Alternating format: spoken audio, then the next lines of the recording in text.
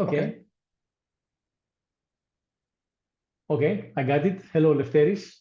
Hello. We just exchanged a few words, warm-up words for our teams. Let me introduce myself. First, I'm a member of the Enter EdTech European Union program, which is a program funded by the European Union which is poised on advancing education technology in the European Union. It's an innovative program. It's a program that has, let me count, 1, 2, 3, 4, 5, 6 partners from the US, including Greece, Cyprus, Portugal, Germany, Slovenia, and Finland. On our side in Greece is the University of Piraeus, and we also have the privilege and the honor to have a partner from the US, from Boston, which is a rare occasion for European Union programs.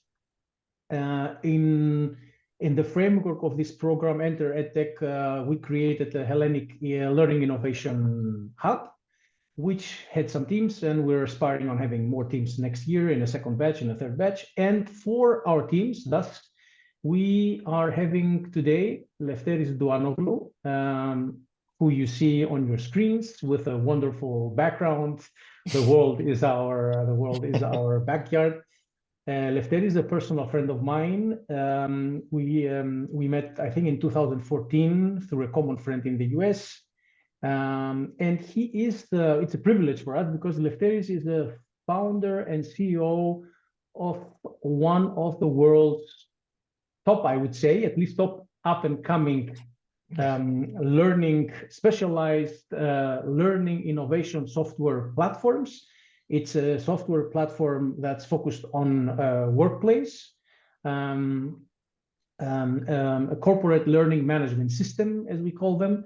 And he is, I'm privileged to say that Lefteris is my friend, and he does us. We have the honor of having him today to share his experience based on a few core questions that we put together about Schoox, about the education software world, the learning management system world with our teams. And this is going to be final for me. This is going to be uploaded on our database for future reference and help for all our teams looking forward. So Lefteris, thank you for having us. Thank you for being with us. And I will start with the first question for the economy of time. Schoox, what is Schoox and how did it all start? How did it come together? Was it an idea that you and your team had? Was it a market gap that you realized working in this space? Was it a wow, aha moment, eureka moment? How did it come to being? Okay, before I respond to this, thank you for having me as well. It's an honor as well to share our thoughts and let people know about our journey. So with respect to Schoox and what it is, it started as a learning management system, exactly as you said, but over time it evolved into a broader learning and development platform, including beyond all of those learning activities and features that cover learning activities, also features that cover and support the development process of people in a working environment. And the reason why we went that route is because we always believed in that L&D approach, because out in the world, learning and development, for many reasons, are acting fairly disconnected, even organizations. And maybe this is the reason why even all the solutions that were built and are in the market are sort of disconnected as well.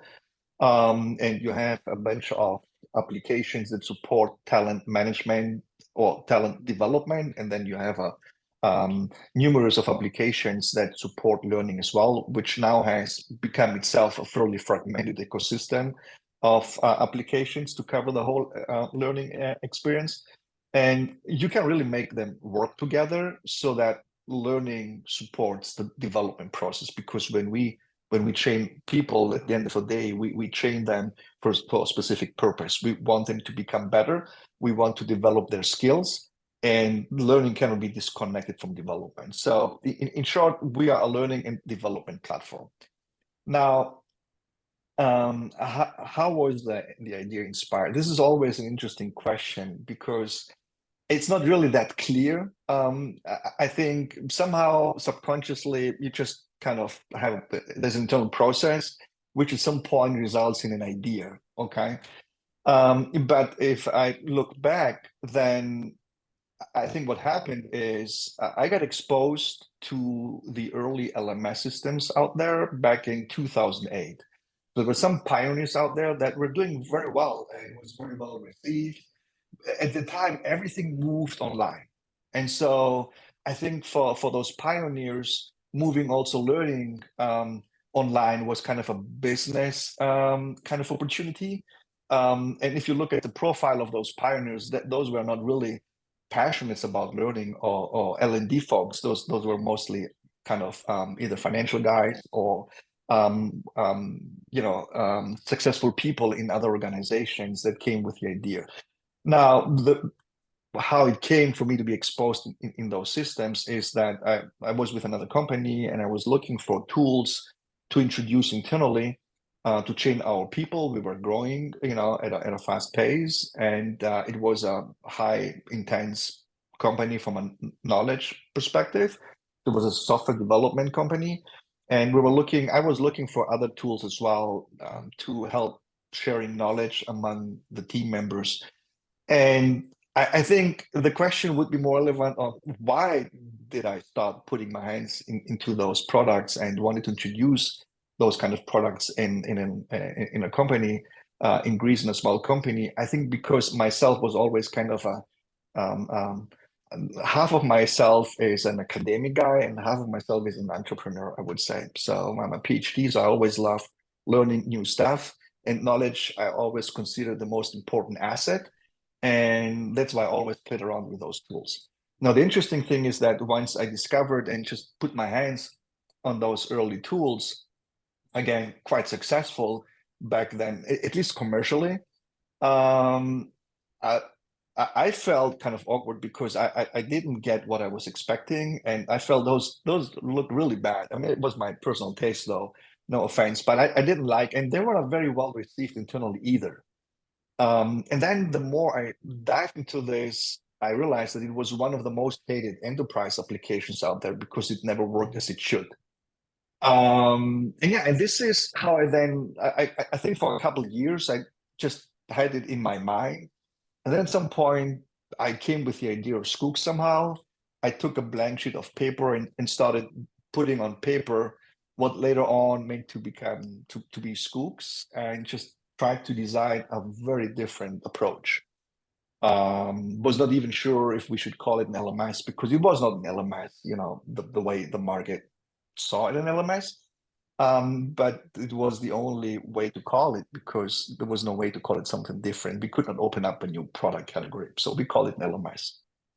So it was practically a combination of both your personal skills and interests, and then using market tools that were not to your satisfaction, and you realized the need, you realized that the problems, and there was a gap, and then there were Schoox.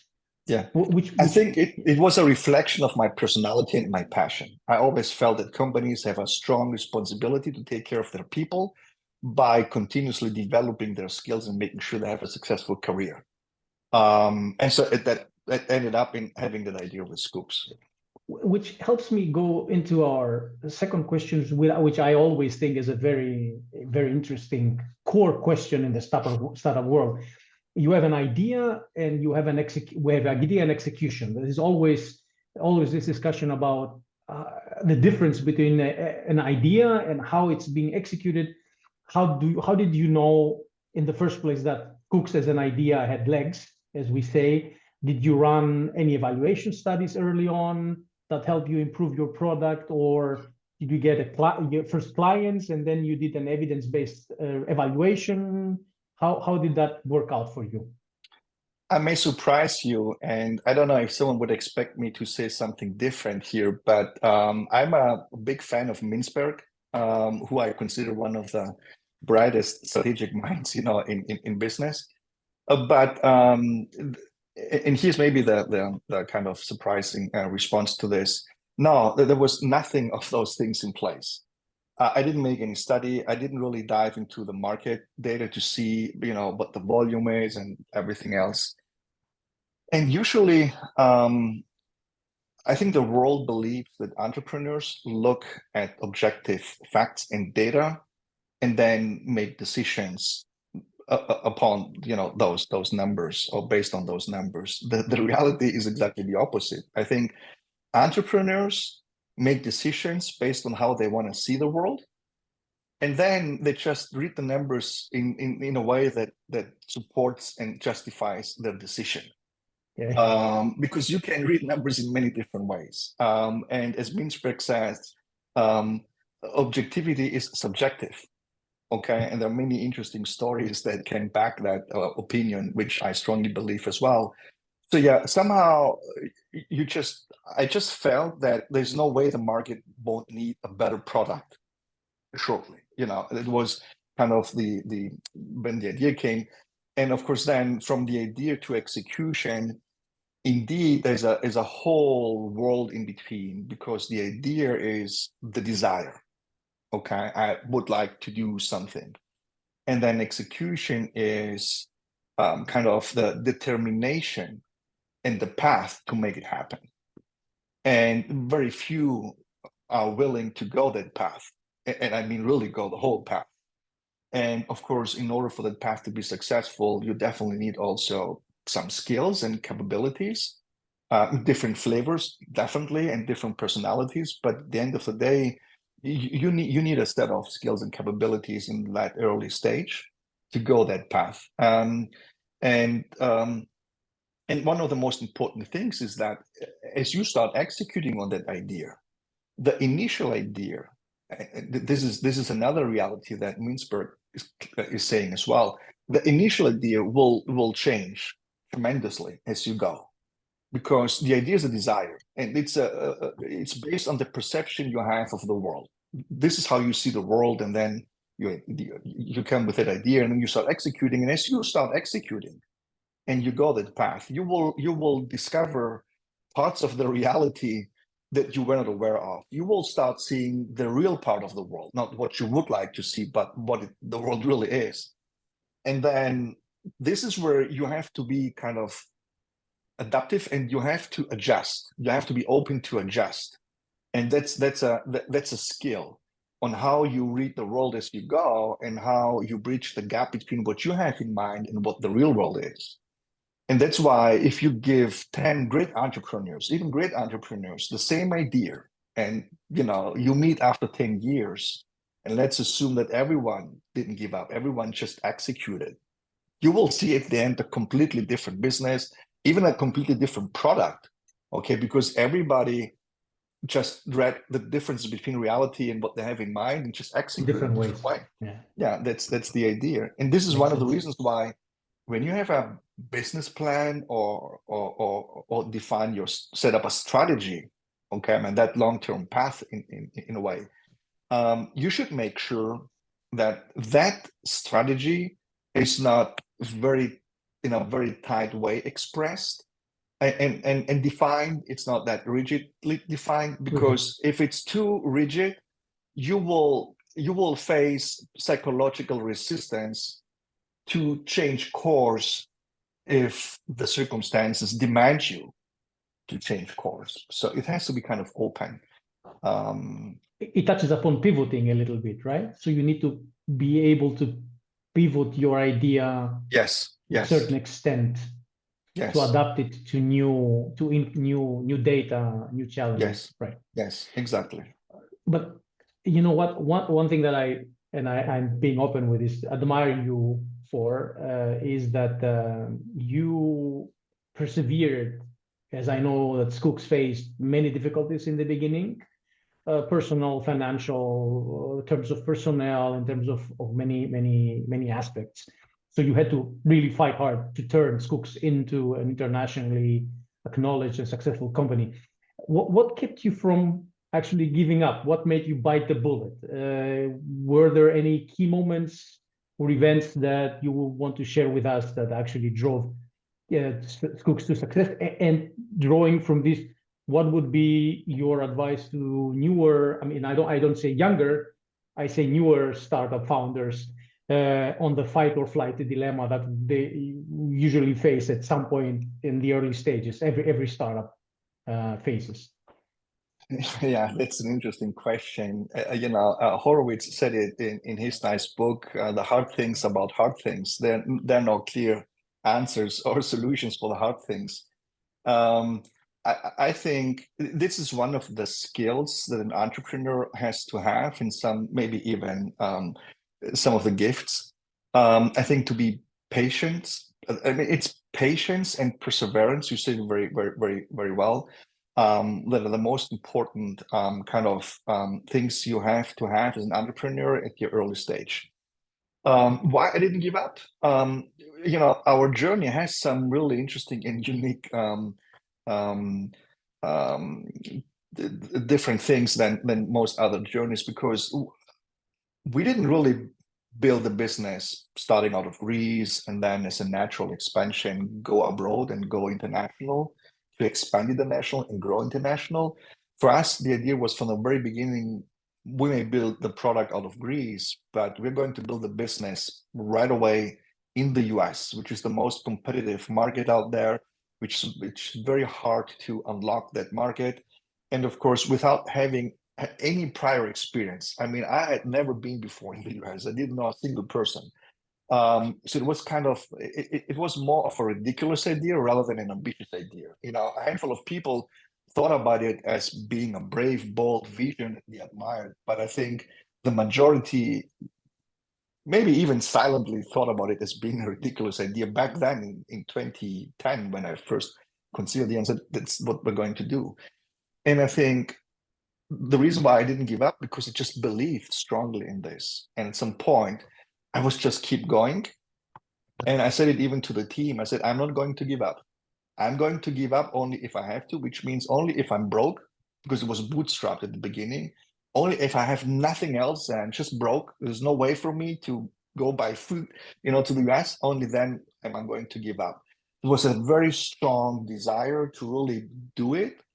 And I think that was kind of driving my efforts. I just wanted it very, very much. I think that was kind of the difference. And then at the end, I think the second part of your question was, what is the kind of advice to newer entrepreneurs, when to give up? If any.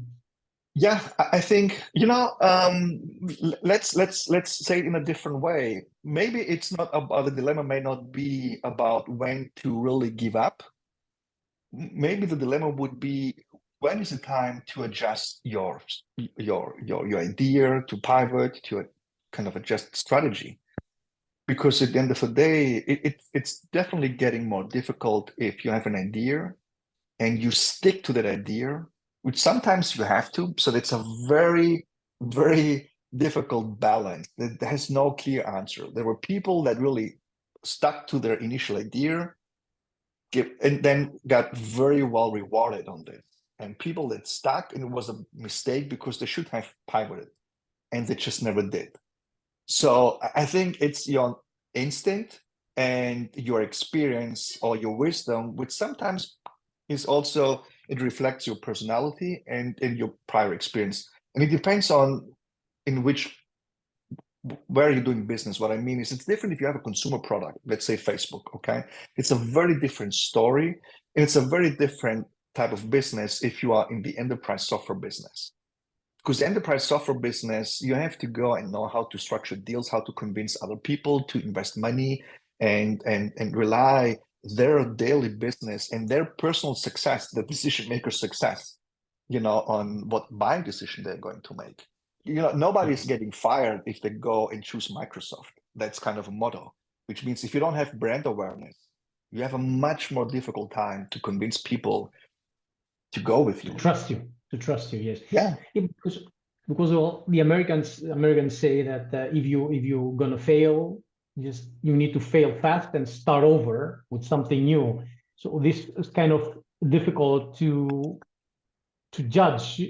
It's difficult, yeah. Right. Why would I stick with my idea and fight and die with it? Or do I say, okay, I'm giving up now, and I need to, like just close business and move on to the next endeavor. I realize that there are no key answers to this, or no silver bullet to this, but I think it depends heavily on the idea itself as well. There are ideas that very early on can signal that this is not going to work. Because sometimes you may have an idea, but as you start executing, you may discover what you didn't know. And it might be really painful because where a lot of money gets lost is when you don't know what you don't know. Once you realize what you didn't know, then who knows, how much down the road you already are. And yes, you have to be brave enough to make a decision, but then there are ideas that no matter how long you just persist, it's still not clear if it's a bad idea or not. And then it's just your inner voice. And I agree, in general, you should not wait too long and fail fast, but it's relative. What do we mean with fast?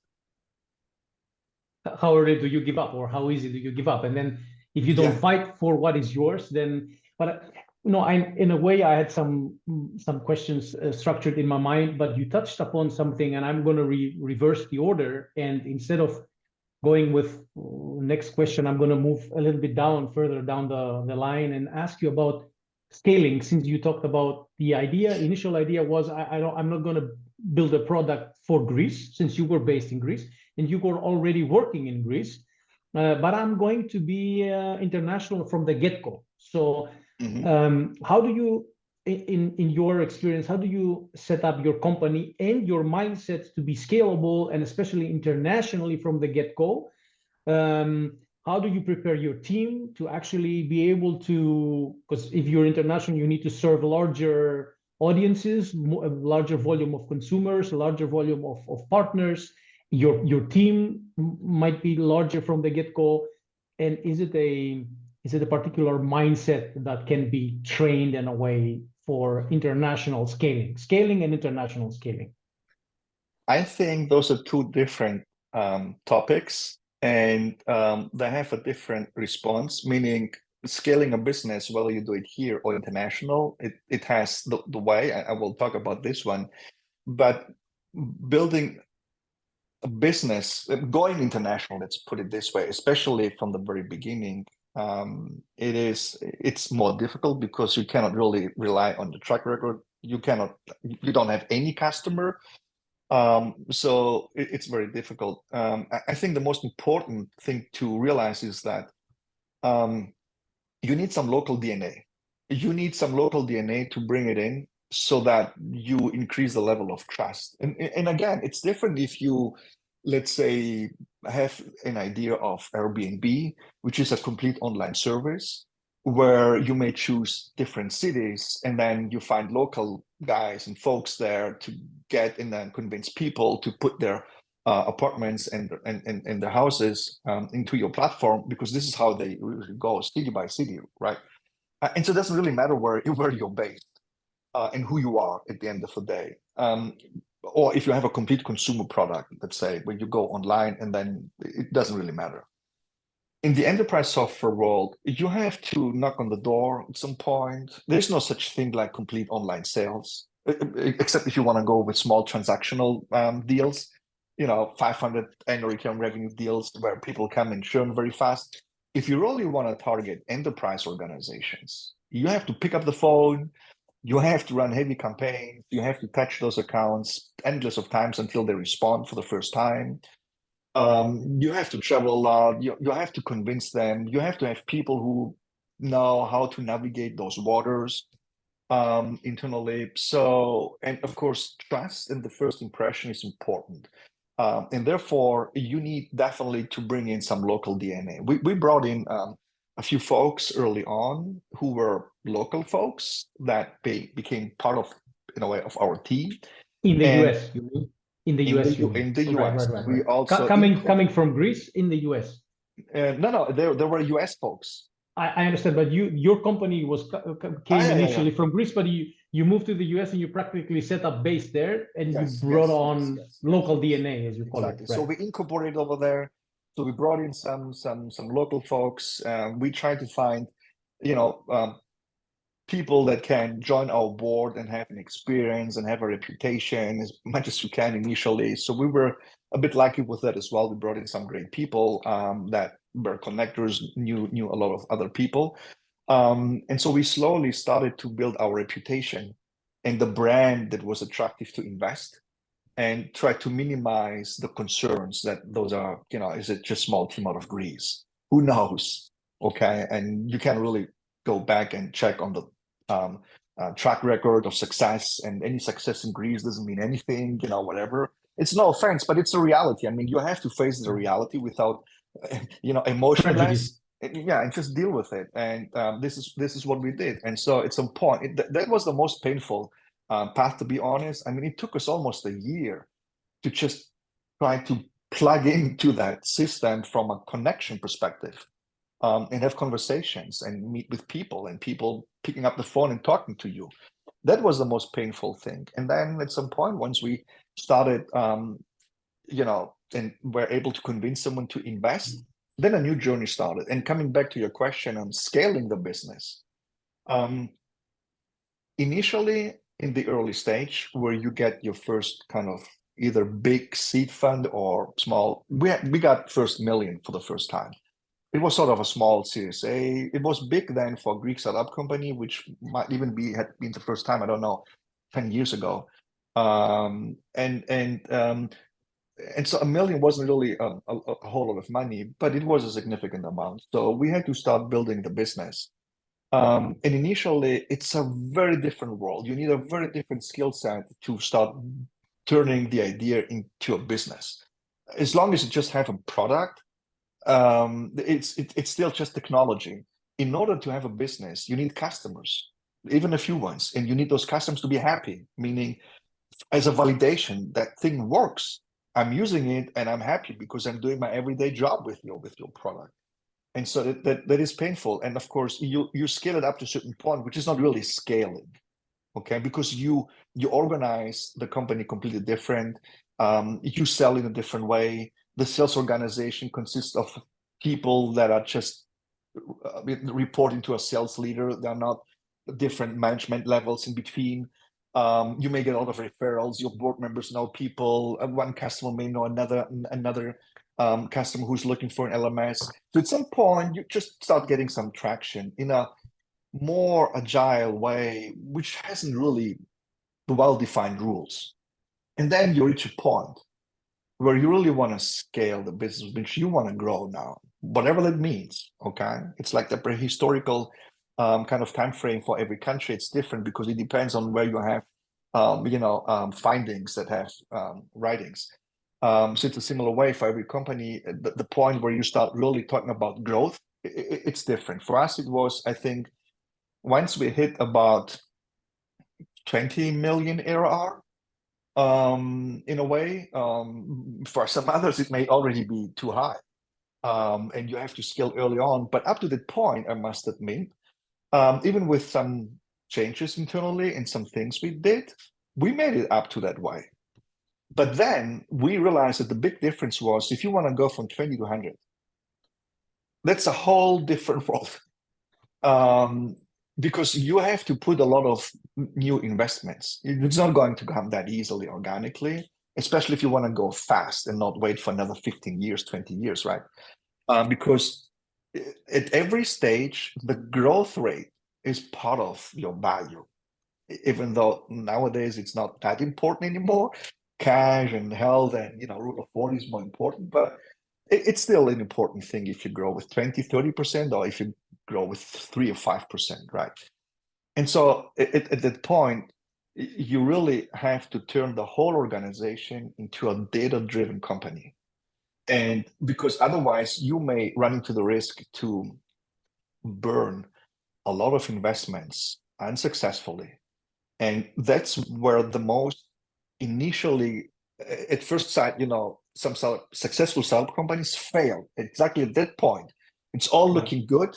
We're doing fine. We're growing.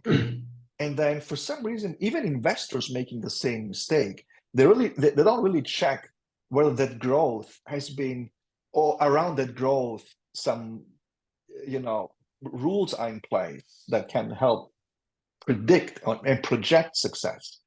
And so you think that if you have 5 salespeople and they drive 500,000 annual recurring revenue bookings, then if you bring in 10, you may not maybe double, but you will definitely get at least 50, 60, 70% more bookings. I'm just saying it in a simplistic way. I know people are usually more sophisticated, but in a way, the spirit of the error they make is around that idea. But it's not that easy. Okay, so that's the problem. You have to turn everything into a more predictable, which means at a very low scale, while you're really being small yet, you have to make sure that you find a way to predict your bookings, you predict, the return of investment. So, okay, I'm going to put another 100,000 in anything. What I'm going to get out of those 100,000 and when.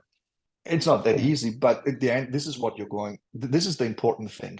And then try to project based on a formula you have, because SaaS, it's all about math. Something important that you just brought up, and I'm picking up, building on this or picking this out, is this you use the word burn your burn rate or burn money or use money on. So what do you think is the most productive, or what are the most productive actions, moves, or investments as a startup? What do you burn money in, especially when you're in earlier stages that have the most result, the biggest result? So where do you focus the money that you either bootstrap or fundraise? What are your primary concerns, I would say? Yeah, I think that's sort of a two-dimensional thing, which means it depends on the stage you are and what the market landscape in the economy looks like. Meaning, generally speaking, in a good economy where everything is going well and everyone is enthused and money comes in and it's cheap money, it's important at the early stage to really focus on building a great product and a great technology that can make a difference. There are reports out there that are kind of justifying that belief. I've seen reports from big equity funds that historically they got the best return out of companies who spent initially most of their money in order to build great products. And then when the time comes, you just reverse that in a way and spend more money in go-to-market, for example, okay, and achieve higher growth rates. Because with a good product, you can support the growth rate. You can sell easier and you can support easier. A bad product, you may still be able, with a lot of investments, to build sales muscles and marketing muscles. But then what you pretend to be is disconnected from who you really are. So even if you drive high sales because of the whole noise you're making, then out of the sudden, you cannot support that growth anymore. Customers are frustrated, you have high churn rates, you have to cope with that situation. It's just a mess all over the place.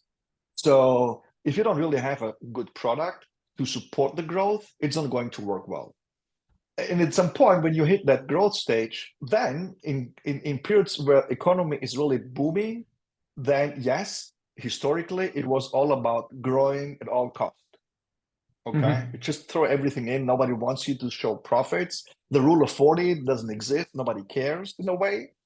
But then the other dimension that says, okay, let's take for a moment the economy into consideration. Let's say we don't have a good economy like we had in the last 2-3 years. And then things are different. Okay, but what I mean different is you should still focus initially to the product, but then the way you invest in go-to-market, it's not about growth at all cost. Now, out of the sudden, investors and everyone is valuing and appreciating your overall holistic health as a business in a very different way. Out of the sudden, they're going crazy with your growth rates. Even if you have 20-25% growth and you have profits, you have a healthy gross margin. SaaS shouldn't be less than 80% gross margin, for example. It's a different company in the perception. It should be always higher than 80%. your kind of margins of EBITDA and growth rate should sum up to 40 for the excellence. And why don't you even get to rule of 50 or rule of 60 company? 60. Okay. So it's not easy, but it's just a different thing. So it depends heavily on your stage and the economy out there. Right now, everything has changed. And we don't really know when we're going to get back to those great, crazy valuations, right? If ever, but if ever, yeah. quickly on this, bootstrapping or fundraising? Is this another typical question about in the startup world, like fight or flight, fail fast, fundraising or bootstrapping? So giving up a part of your control of your company in exchange for money, seed money or angel money, or bootstrapping until it doesn't get any longer and then you have to raise funds.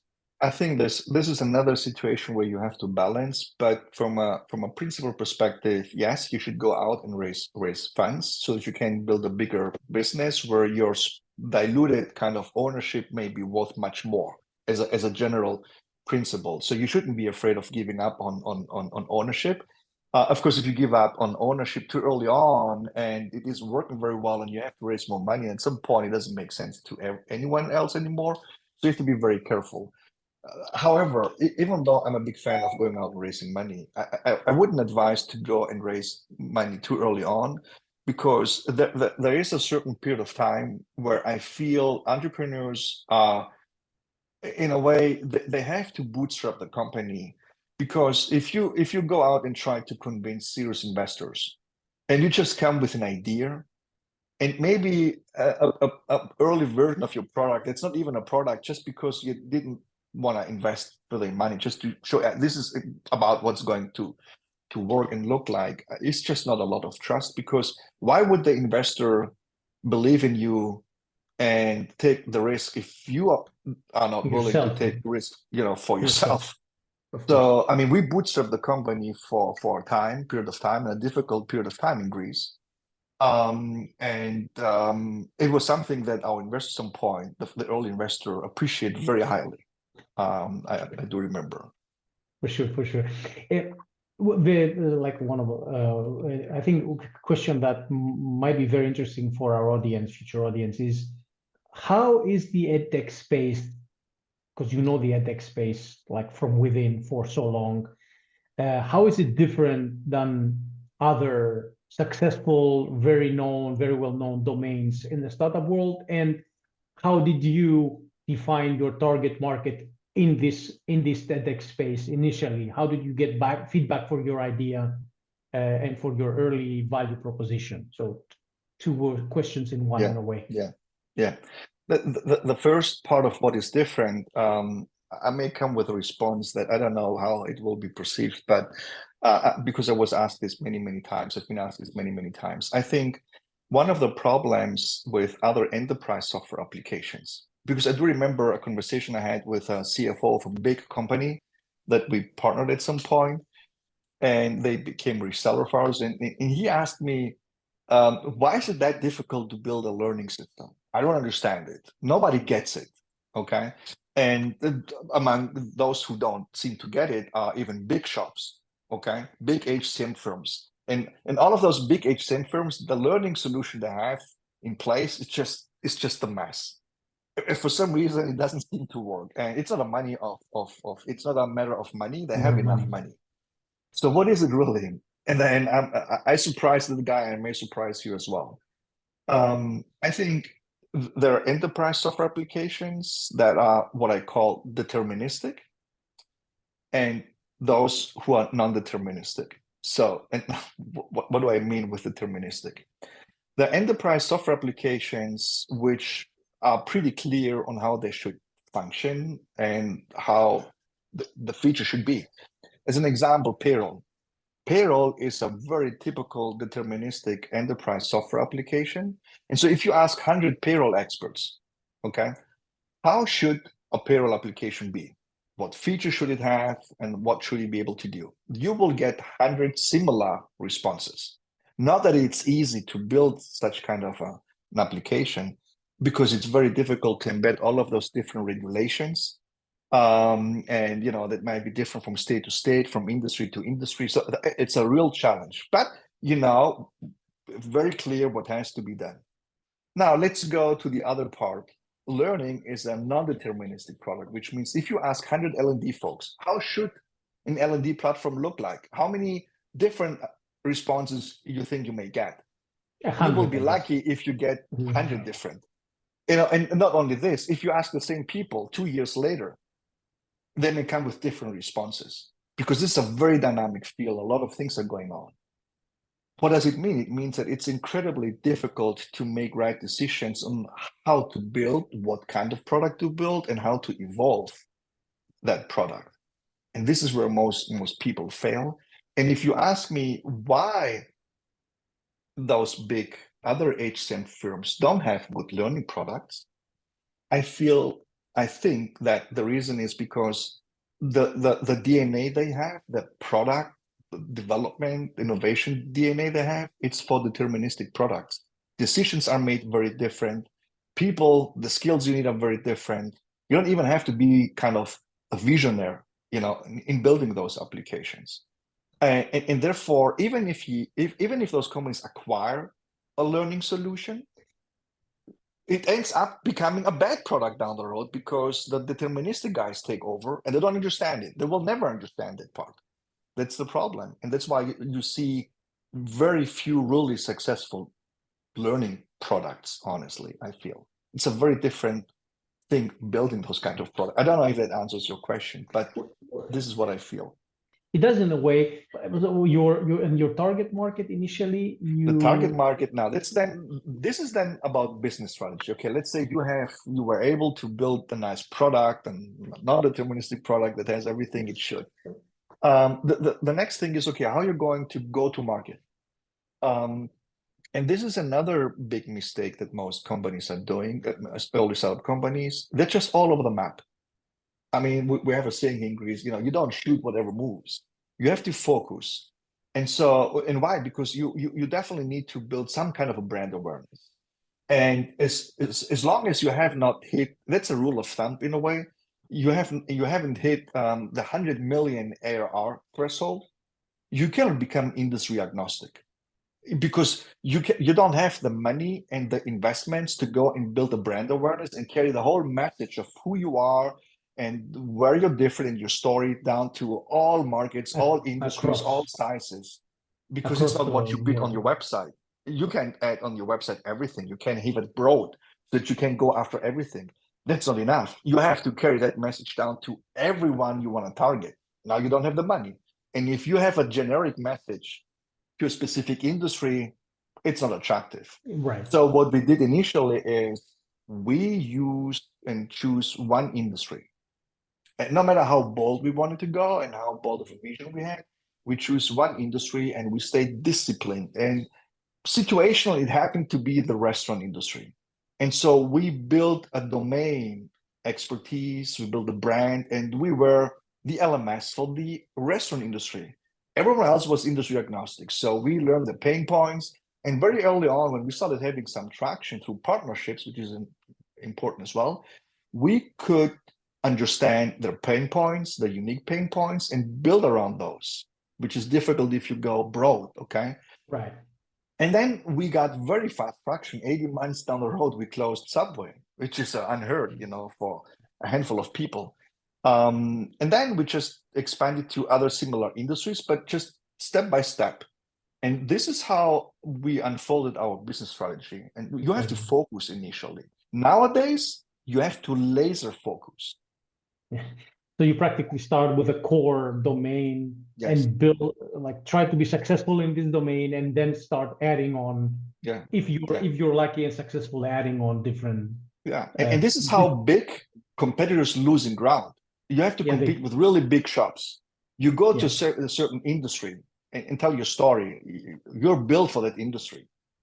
Okay. And all of a sudden they lose from small players who seem to be specialized in that industry. Because they're specialized. because they're specialized practically. Okay. And then you may become also down the road an acquisition target for those, because they may serve very well that kind of industry. Right. So this is my final question on the subject matter is it you need to have an exit strategy predefined in your head? Because I know that there are startup founders who say, you know what, 2 years in, 3 years in, I want to be acquired, or I want to have an exit, or I want to have an acquisition. Because you were Yeah, not acquired. You could, for sure, you could have been acquired if you wanted, or you might have even had proposals, yeah, we but you had stopped. proposals, Yeah. and yeah, we said that. And anyway, yeah, that's a nice last question. I would say at the beginning, there's no reason when you start a business to have an exit strategy in mind, because it means you don't really have a vision to change the world, make a difference. You really build a business and have immediately in mind how you're going to exit. It may be my way of thinking, but that's how I see it. And oh, at least maybe I don't know. I'm trying to think of why didn't I have an exit strategy in mind from the very beginning when I conceived the idea. Now, at some point, of course, when you start growing the business, where you have to make really important decisions, what route you're going to go, then the exit strategy is of highly importance because it will drive how you're going to, what route you're going to go. Are you going to raise, growth funds? Are you going to make your balance sheet fit for an acquisition target? What exactly are you going to do? And so it's very important to have an exit strategy. Even your investors will want you. On average, the time frame I would say from when you start a business to really have an exit, I think you should plan for anywhere between seven, realistically speaking, and of course it depends on what kind of business, but I Or would say business. anywhere between 7 and maybe 12 years. It can be, of course, you may stick and just go. I mean, let's say we make a decision that we want to stay independent and grow and become public and blah, blah, blah. If it's another route to go, but I think in order to be really ready to have a good exit, it's very difficult to achieve this if you don't really have a good path for about 7 years. That's my experience. I get it. I get it.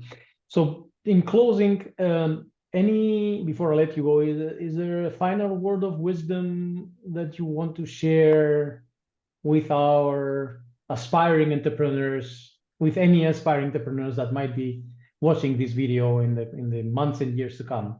Any words of wisdom? Yeah, my favorite motto, and I don't know if it's an advice, but it is go big or don't go. This is always what we share because as an entrepreneur, you will have to make a lot of sacrifices. You have to invest all of your time, all of your energy. You will neglect people, family, everything in a way. And you will have to go a very hardcore path. There's no reason to do this if you really not target high and if you don't go big. At least that's my way of thinking. I came across it more at some point years ago, and I just loved it because that's the reality.